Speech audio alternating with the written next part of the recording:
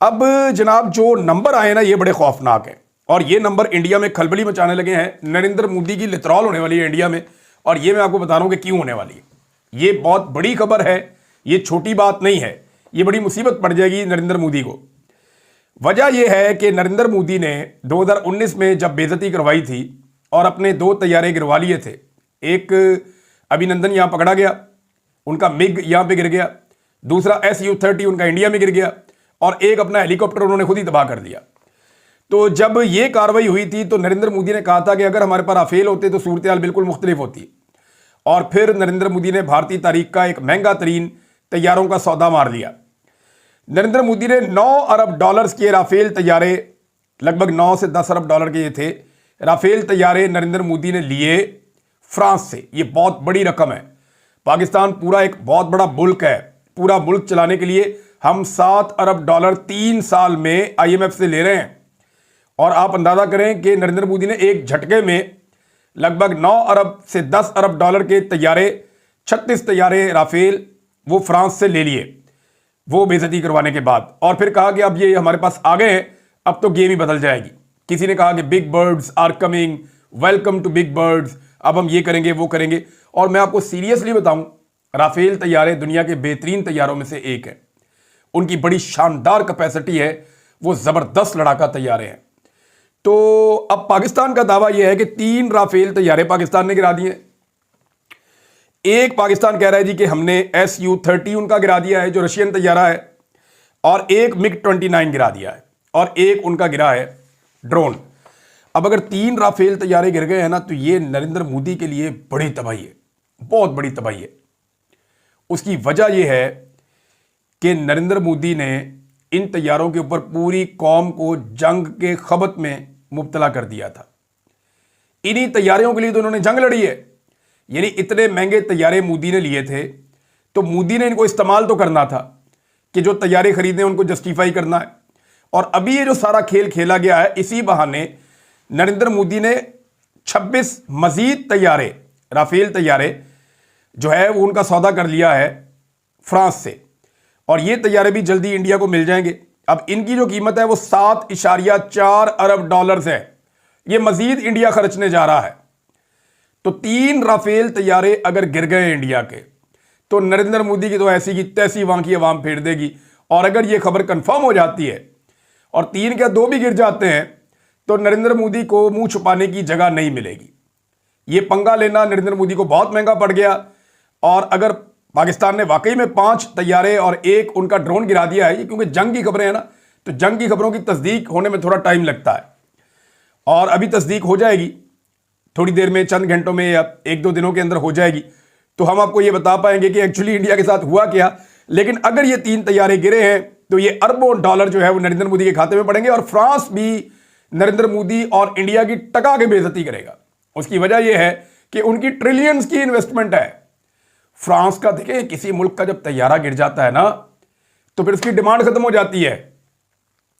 Rafale कोई माड़ा तैयारा नहीं है, वो बड़ा तगड़ा जहाज है, बड़ा जबरदस्त फाइटर जेट है। अगर इंडिया इस तैयारे के साथ भी इस तरह की सूरत पैदा करवा लेगा कि सिंदूर ऑपरेशन करके बाद में मांग में सिंदूर भरवा लेगा, तो फिर तो इंडिया को कोई तैयारा देने के लिए मुल्क तैयार नहीं होगा दुनिया का कि जनाब इनको तैयारा हम देते हैं तो ये तैयारे की बेइज्जती करवा देते हैं। दुनिया में उसकी डिमांड खत्म हो जाती है।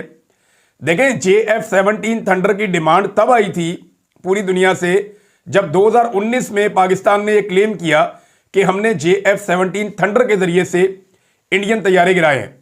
तो पूरी दुनिया से डिमांड आ गई थी। पाकिस्तान ने चंद मुल्कों को फिर उनके साथ सौदा भी किया। अब राफेल तैयारे अगर इस तरह गिरेंगे जैसे पत्ते गिरते हैं तो फिर तो पूरी दुनिया से उनकी डिमांड खत्म हो जाएगी, बल्कि फ्रांस का बहुत बड़ा नुकसान हो जाएगा। अब नाज़रीन, चाइना की मार्केट बहुत गर्म होने वाली है। उसकी वजह यह है कि चाइना के हथियारों को और उनके जहाज़ों को दुनिया कोई ज़्यादा वेटेज नहीं देती थी, लेकिन पाकिस्तान ने, बकौल पाकिस्तान की, मैं आपको बार बार ये इसलिए कह रहा हूं कि ये पाकिस्तानी मिलिट्री का मौक़िफ़ है और ये दौरान जंग है। तो दौरान जंग जब भी उनका मौक़िफ़ आएगा, और देखें चीज़ें साबित भी हो रही हैं ना, खाली उनका मौक़िफ़ ही नहीं है। 3 जहाज़ तो उन्होंने खुद मान लिया इंडिया ने कि हमारे गिर गए, बाकी 2 रह गए, वो भी वो मान लेंगे। अच्छा, अब इसमें जो है वो जो हमने हथियार इस्तेमाल किए उनमें HQ-9 एक वेपन है और ये एयर डिफेंस सिस्टम है। ये चाइना ने बनाया है और S-300 की तर्ज पे ये बना हुआ है।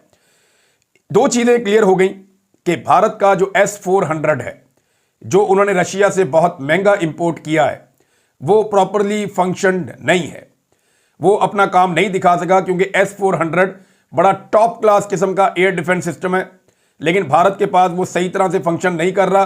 अगर वो करता तो सिचुएशन शायद मुख्तलिफ होती, या भारत कर नहीं पाया, क्योंकि S-400 एक ऐसा हथियार है जिससे अमेरिका भी अपने F-35 जो दुनिया के सबसे बेहतरीन लड़ाका तैयारे हैं उनके सामने लाते हुए डरता है, और अमेरिका पाबंदियां लगाता है पूरी दुनिया पे कि इसको कोई नहीं खरीदेगा।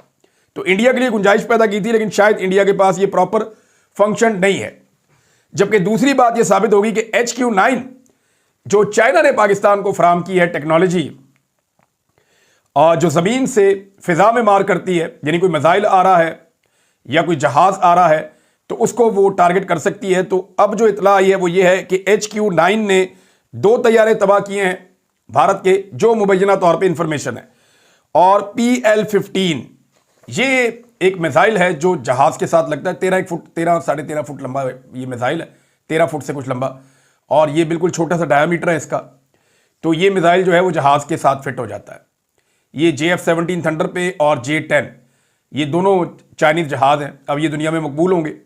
एक पाकिस्तान और चीन ने मिलकर बनाया हुआ है, एक चाइना ने खुद बनाया हुआ है। तो ये जो जहाज है इसके साथ ये लगे हुए हैं PL-15 मिसाइल। अब इनकी एक्यूरेसी का टेस्ट था, इन्होंने जाके हिट किए 3 जहाज बकौल पाकिस्तानी मिलिट्री एस्टेब्लिशमेंट के, या पाकिस्तान की मिलिट्री के, या जो पाकिस्तान की इंफॉर्मेशन आ रही है अस्करी ज़राए से कि जनाब ये PL-15 का काम है और HQ-9 का काम है। ये दोनों चाइना के बने हुए हथियार हैं। एक एयर डिफेंस सिस्टम है जो ज़मीन से हवा में मारता है, और दूसरा PL-15 ये हवा से हवा में मारने वाला एक छोटा मिसाइल है जो आप लगा देते हैं, रॉकेट की तरह जाता है ये आप अपने एयरक्राफ्ट के साथ लगाते हैं और ये 200 किलोमीटर दूर तक मारता है। यानी ये कोई मसला ही नहीं है कि नॉटिकल माइल्स में 100 नॉटिकल माइल 150 नॉटिकल माइल तक भी ये जाके 200-300 किलोमीटर तक ये हिट कर सकता है दूसरे तैयारे को। यानी इसको बियॉन्ड विजुअल रेंज कहते हैं। यानी आपको वो नज़र भी नहीं आ रहा दूसरा जहाज़ और आप फिर भी उसको गिरा देते हैं। तो अब तो टेक्नोलॉजी वहाँ तक पहुँच गई है। अब मुझे ऐसा लगता है कि HQ-9 और PL-15 की मार्केट आसमान को छू जाएगी और फ्रांस को नुकसान होगा, चाइना को इसका फ़ायदा हो जाएगा। भारत ने एक गलती की है कि उन्होंने पाकिस्तान को गज़ा समझने की गलती की है। पाकिस्तान एक एटमी मुल्क है, पाकिस्तान की बड़ी फ़ौज है, हथियार हैं, तो पाकिस्तान ने रिटेलिएट करना था। पाकिस्तान ने रिटेलिएट कर दिया है, लेकिन एक सवाल बार बार पाकिस्तानी उठा रहे हैं, मेरे ख्याल में ये सवाल जायज़ है कि भारत ने पाकिस्तान के सेटल्ड एरियाज़ में पहली मरतबा अटैक किया है, सियालकोट में, मुरीदके में, शेखुपुरा में और भावलपुर में, और हमने मकबूजा कश्मीर में जवाबी कार्रवाई की है लाइन ऑफ कंट्रोल के उस तरफ। तो हमें भी जो है वो भारत के उन स्ट्रक्चर्स को ज़रूर निशाना बनाना चाहिए जो भारत के सेटल्ड एरियाज़ के अंदर हैं या बॉर्डर के उस पार हैं, ताकि जवाब पूरा उनको मिले। और 2 चीज़ें और हैं कि कश्मीर को आज़ाद करवाने का एक मौका है, जितना मैक्सिमम इलाका पाकिस्तानी ले सकते हैं, जितना आगे बढ़ सकते हैं, पाकिस्तानियों के पास ये मौका है, पाकिस्तानी बढ़ जाएं और जितना एरिया कश्मीर का आज़ाद करवा सकते हैं वो करवा लें। ये तजवीज़ सामने आ रही है। और एक तजवीज़ ये है कि जो पाकिस्तान के जो दरिया हैं जो पाकिस्तान के हिस्से में हैं, उनके ऊपर जो गैर कानूनी तौर पे भारत ने स्ट्रक्चर्स बनाए हैं, उन स्ट्रक्चर्स को हटाकर जो पाकिस्तानी पानी है उसको खोलने का वक्त भी आ गया है। ये मौका आपको बार बार नहीं मिलेगा। तो नाजरीन, अब तक के लिए इतना ही। अपना ख्याल रखिएगा। मज़ीद अपडेट्स के फर्दर क्या होता है, दुनिया क्या कहती है, पाकिस्तान क्या कहता है, इंडिया क्या कहता है, उस पर एक और वीलॉग करता हूँ। अपना ख्याल रखिएगा। अल्लाह हाफिज़। पाकिस्तान जिंदाबाद।